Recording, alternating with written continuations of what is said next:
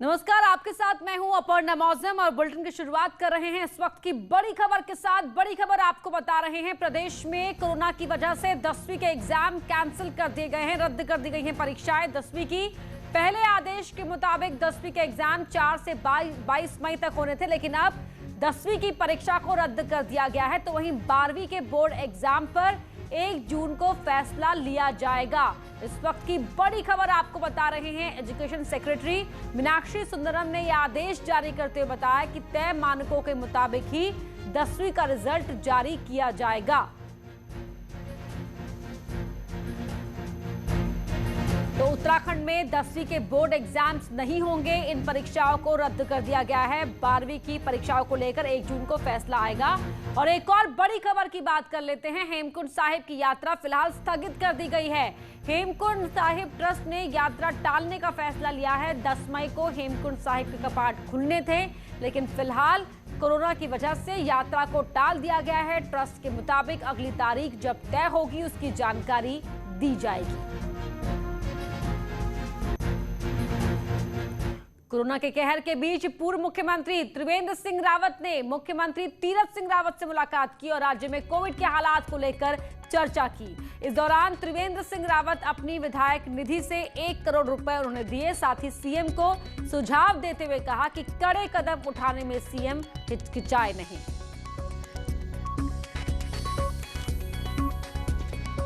उधर उत्तराखंड सरकार में कैबिनेट मंत्री हरक सिंह रावत ने कोरोना के बढ़ते केसों पर चिंता जताते हुए पूर्ण लॉकडाउन की मांग की है। उन्होंने कहा कि वो ये मुद्दा कैबिनेट बैठक में भी रखेंगे।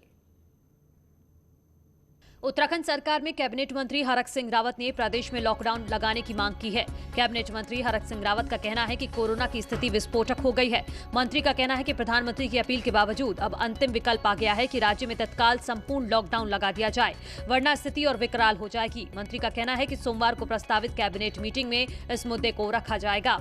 हमारी कोशिश होगी कि समय भले प्रधानमंत्री ने कहा है कि अंतिम है, लेकिन हमारे यहाँ तो अब स्थिति अभी अगर हमने समय से लॉकडाउन नहीं किया तो मुझे लगता है कि स्थिति विस्फोटक हो सकती है। निर्माण काम इंडस्ट्री में भी मूवमेंट के बजाय शिफ्ट वाइज कर लें और हमें वो बिल्कुल सेफ्टी के साथ इंडस्ट्री भी चले, लेकिन सामान्य रूप से हमको लॉकडाउन करना चाहिए। इस दिशा में कल हम कैबिनेट में इस बात को रखेंगे और परिस्थितियां ऐसी बनी है कि लॉकडाउन की स्थिति बन रही है।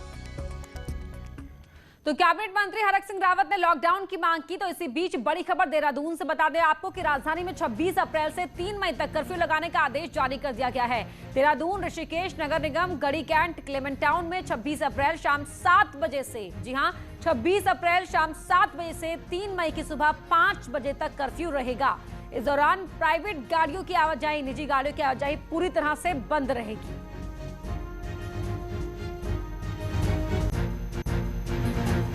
संपूर्ण लॉकडाउन की मांग उठाना और देहरादून में कोरोना कर्फ्यू लगने के पीछे की वजह से बहुत साफ है, क्योंकि प्रदेश में लगातार कोरोना मरीजों का आंकड़ा बढ़ रहा है। अगर पिछले 24 घंटे की बात की जाए तो कोरोना के 4,368 नए मामले सामने आए हैं। 44 लोगों की कोरोना से मौत की पुष्टि हुई है। इन आंकड़ों के साथ राहत की बात यह है कि कोरोना से 1,748 लोग ठीक होकर घर वापस पहुंच चुके हैं। इसके बावजूद पहाड़ के अलग अलग जिलों में कोरोना संक्रमण बढ़ता जा रहा है। देहरादून में 1,670 नए मरीज सामने आए हैं। हरिद्वार में 1,144 मरीज मिले हैं।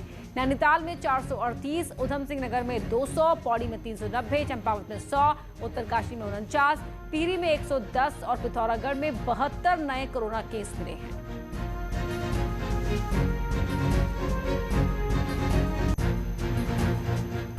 कोविड किट पर उठ रहे सवालों के बीच न्यूज 18 की खबर का असर हुआ है। दरअसल हमने आपको बताया था कि कोविड किट पर पूर्व सीएम की तस्वीर लगी होने की वजह से लोगों को समय पर वो किट नहीं मिल पा रही थी। इसके बाद हमारी खबर का संज्ञान लिया गया। अब मरीजों को डिब्बे की जगह लिफाफों में दवाइयां भेजी जा रही हैं। 2 दर्जन से ज्यादा आंगनबाड़ी वर्कर्स लिफाफों की पैकिंग में जुटे हुए हैं, ताकि होम आइसोलेशन में रह रहे पेशेंट तक वक्त पर दवाइयां पहुंच जाए।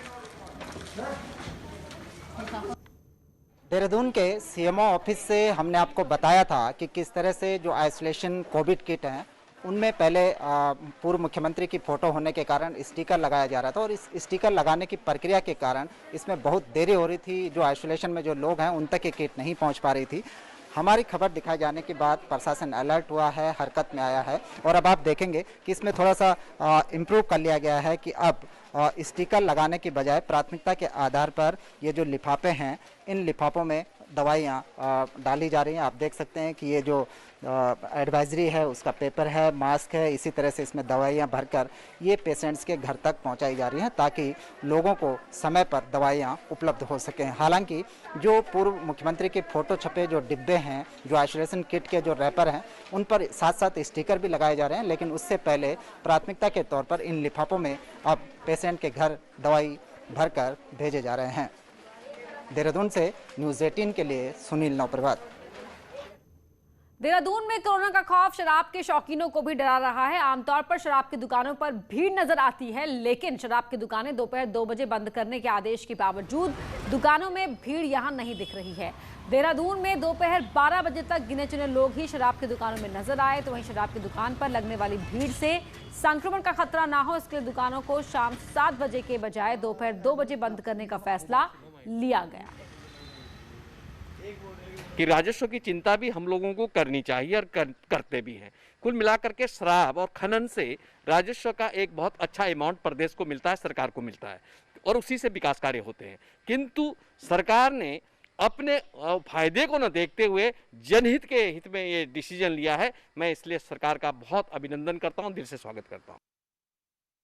कोरोना के खौफ का असर शराब की दुकानों पर भी दिख रहा है, जबकि मुख्यमंत्री के आदेश के बाद अब शराब की दुकानें पूरे प्रदेश में सिर्फ 2 बजे तक खुल पाएंगी। अब तक जो दुकानें 7 बजे तक खुल रही थी, साल 2020-21 में 3650 करोड़ के आसपास का टारगेट था, 250 करोड़ का कोविड टैक्स, जबकि अचीव जो हुआ वो सिर्फ 2700 करोड़ के आसपास सरकार राजस्व वसूल पाई। इसके अलावा 2021-22 और 22-23 में 3200 करोड़ और 3600 करोड़ यानी लगभग 6800 करोड़ का टारगेट रखा गया है और इसको अचीव करना ऐसे हालत में एक बड़ी चुनौती है। लेकिन मुख्यमंत्री कह चुके हैं कि उनके लिए शराब से कमाई से ज़्यादा ज़रूरी लोगों की जान है, लोगों की ज़िंदगी को बचा रहा है, इसलिए ये फैसला यहाँ पर लागू किया गया है, इसलिए आदेश दिया गया है। और कोविड जिस तरीके से फैल रहा है उसका असर शराब की दुकानों में लगने वाली लंबी लाइनों पर भी साफ नजर आ रहा है। जबकि दुकानें 2 बजे बंद हो जाएंगी, पर बावजूद इसके दुकानों के आगे भीड़ नजर नहीं आ रही। दीपांकर भट्ट, न्यूज़ 18, देहरादून।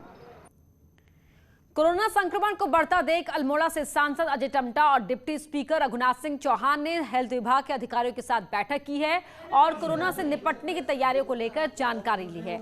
खबर है कि बैठक में अस्पतालों में वेंटिलेटर, आईसीयू के साथ स्वास्थ्य सुविधाओं से जुड़ी जरूरी तैयारियों की जानकारी ली है। इस बैठक के बाद अब मुख्यमंत्री से मुलाकात करेंगे और अल्मोड़ा के अस्पतालों की हकीकत से रूबरू कराएंगे ताकि सरकार अल्मोड़ा में स्वास्थ्य सुविधाओं को देखते तैयारी कर सके और मरीजों को सुविधाएं दे सके। इस बैठक के दौरान सहमति बनी है कि गंभीर मरीजों को ही अल्मोड़ा से बाहर रेफर किया जाएगा, बाकी मरीजों का इलाज अल्मोड़ा के अंदर ही किया जाएगा।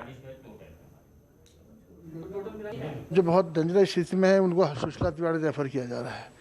तो हमने डॉक्टर साहब से आज ये बात कही कि भाई जो बहुत ज़्यादा क्रिटिकल है उनको तो भेजिए, लेकिन सबको मत भेजिए, क्योंकि हम चाहते हैं कि शासन से बात करने वाले हैं अभी कि जो बहुत ज़्यादा सीरियस है उनको तो भेजें। बाकी जो हमारा मेडिकल कॉलेज है, लगभग 35 डॉक्टर हमारे मेडिकल कॉलेज में हैं अभी, उनके द्वारा उसको काम कराया जाए, उनके द्वारा उनको देखा जाए, उनके द्वारा उनको ट्रीटमेंट कराया जाए।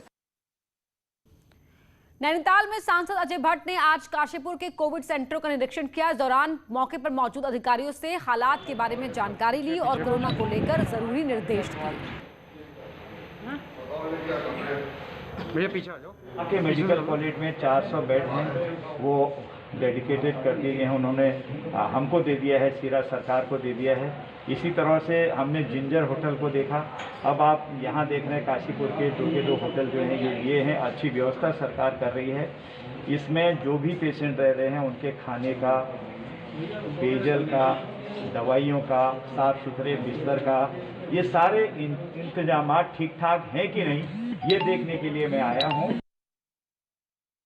प्रदेश में स्वास्थ्य सुविधाओं को सुधारने की मांग को लेकर पूर्व पीसीसी चीफ किशोर उपाध्याय नई टिहरी जिला अस्पताल में उपवास पर बैठे। किशोर उपाध्याय ने कहा, प्रदेश में कोविड के हालात बिगड़ते जा रहे हैं और लोगों को सही उपचार नहीं मिल पा रहा। पहाड़ी क्षेत्रों में तो हालात बद से बदतर हो गए हैं और सरकार के पास स्वास्थ्य सुविधाओं को सुधारने और कोविड कंट्रोल को लेकर कोई प्लानिंग ही नहीं है। उनको शुरू कर दें, ऐसे रखे उनके कवर ढके में। क्या परेशानी, आपको 1 साल का मौका मिला था, आप हर जिले का जो अस्पताल है वहाँ आप वेंटिलेटर की व्यवस्था करते, सीसीयू आईसीयू की व्यवस्था करते, लेकिन सरकार सोई रही। सबसे पहली दुख की बात यह है, कल देखिए दिल्ली से लेकर के दिल्ली में प्रधानमंत्री को मंत्री ने लिखा कि भाई मेरे रिलेटिव को जो है एक आईसीयू में बेड चाहिए, उसको नहीं मिला। यहाँ के मंत्री ने अपने भांजे के लिए लिखा, उसके लिए आईसीयू का बेड जो है उपलब्ध नहीं हुआ। तो आम आदमी की क्या हालत हो रही होगी। अल्मोड़ा जिले में रोजाना कोरोना के 800 लोगों की जांच आरटीपीसीआर के जरिए हो रही है, लेकिन मेडिकल कॉलेज की लैब की क्षमता 1500 से 2000 प्रतिदिन जांच की है। मेडिकल कॉलेज के प्राचार्य ने कहा कि स्टाफ की कमी है, शासन से स्टाफ की डिमांड की गई है और जैसे ही स्टाफ मिल जाएगा 1500 से ज्यादा कोरोना सैंपल की रोजाना रिपोर्ट मिल जाएगी। लैब में इंस्ट्रूमेंट की क्षमता लगभग 1500 टेस्ट पर डे की है।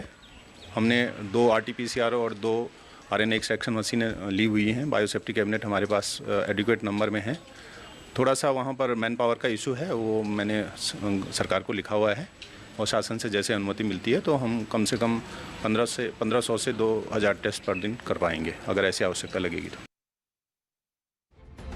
शंभू जय जय शंभू, शंख बजे घड़ियाल बजे, भक्त चले हैं साधु चले हैं, चले अखाड़े गृहस्थ चले हैं, नागा मिलने शंभु से आतुर, कुंभ चले हैं कुंभ चले हैं। कुंभ चलो चलो कुंभ चलो, कुंभ चलो चलो कुंभ चलो। इसके सह प्रायोजक हैं ड्यूपी safe, hand sanitiser, wipes and spray. इसी बीच हरिद्वार से बड़ी खबर आ रही है। कुंभ का अंतिम शाही स्नान प्रतीकात्मक होगा। मेला प्रशासन संतोष ने अनुरोध किया है, जिसके बाद बैरागी और सन्यासी अखाड़े ने भरोसा दिया है कि साधु संत कम संख्या में स्नान के लिए जाएंगे। 27 अप्रैल को अंतिम शाही स्नान होना है। इससे पहले नजरी अखाड़ा, जूना अखाड़ा जो अखाड़े हैं वो पहले ही कह चुके हैं कि प्रतीकात्मक होगा और वो कुंभ का समापन अपनी तरफ से कर चुके हैं। लेकिन अगर बात की जाए बैरागी और सन्यासी अखाड़ों की, तो दोनों अखाड़े जो हैं उन्होंने भरोसा दिया है कि साधु संत कम संख्या में स्नान कर जाएंगे और ये प्रतीकात्मक ही होगा।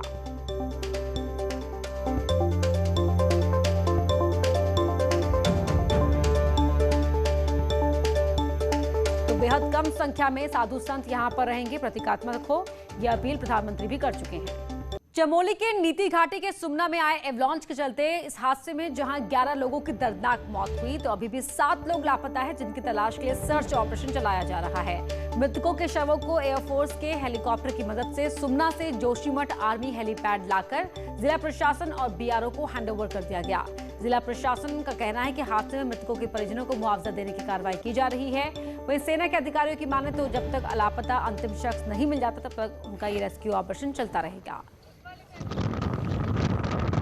में अभी 384 लोग वहाँ पे सेफ मिल चुके हैं और 11 डेड बॉडीज़ रिकवर हो चुकी हैं। वो डेड बॉडीज़ आ भी चुकी हैं और उनको हम लोगों ने पोस्टमार्टम के लिए यहाँ CHC जोशीमठ में अभी भेजा है और तत्पश्चात जो भी हमारी SDRF मानकों के अनुरूप जो धनराशि होती है वो भी उनको दे दी जाएगी। अभी 384 लोगों को हम बचा के अपनी पोस्ट सुमना पर ले आए हैं और उनको 2 दिन से उनको अपनी पोस्ट पर रखा हुआ, उनको खाना दे रहे हैं, सब कुछ दे रहे हैं। गर्म कपड़े जितने भी हमारे पास थे, कंबल, स्लीपिंग बैग, हमको सबको प्रोवाइड कर दिया है और जब तक कि हमें रास्ता खुलने उनको नीचे आने का आदेश नहीं मिलेगा उनको हम रखेंगे अपने पास। रुड़की की गंग नहर कोतवाली क्षेत्र के कृष्णानगर में शनिवार को दिन दहाड़े लड़कों ने एक लड़की की गला रेतकर हत्या कर दी थी, तो वहीं मामले में आज पुलिस ने फरार 2 आरोपियों को अरेस्ट कर लिया है, जिसके पास से हत्या में इस्तेमाल कटर भी मिला है।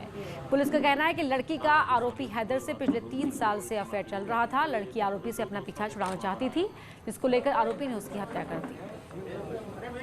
और जब ये बस पूरे मामले में ये पता लगा कि ये जो लड़की है और ये लड़का पिछले 2-3 साल से संपर्क में थे एक दूसरे के, और अब जब लड़की इससे थोड़ा अपना पीछा छुड़ाना चाह रही थी तो इस लड़के ने मौका देख के कल इसकी हत्या कर दी थी गला रेत के। इसमें तीनों ही अभियुक्त पकड़े जा चुके हैं और तीनों के खिलाफ ही जो कानूनी कार्रवाई वो की जाए। रामनगर वन प्रभाग के कोटा रेंज से किंग कोबरा को रेस्क्यू किया गया है। ये किंग कोबरा करीब 13 फीट लंबा है। इस सांप को बोहराकोट गांव से एक पुल के नीचे वनकर्मी ने रेस्क्यू किया। इसे बाद में कोसी रेंज के पहाड़ी क्षेत्रों में छोड़ दिया गया।